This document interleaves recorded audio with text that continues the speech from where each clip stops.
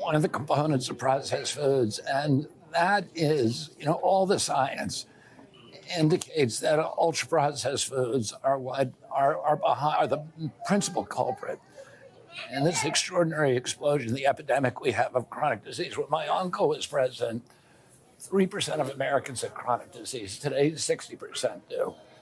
We have 66% of adults are diabetic or pre-diabetic, 38% of teens. When you and I were kids, Sean, the average pediatrician would see one case of juvenile diabetes in his lifetime over a 40 or 50-year career.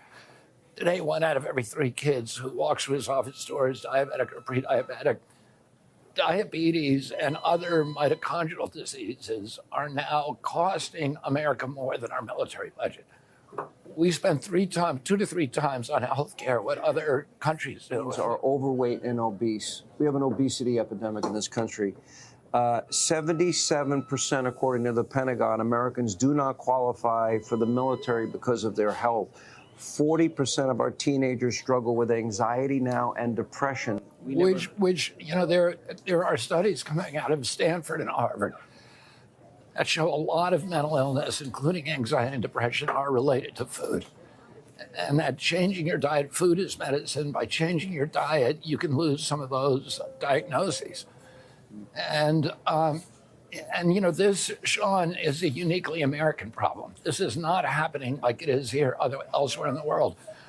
When my uncle was president, 3% of Americans were obese. As you pointed out, it's now close to 80% of adults, 50% of children. But in Japan, it's still 3%.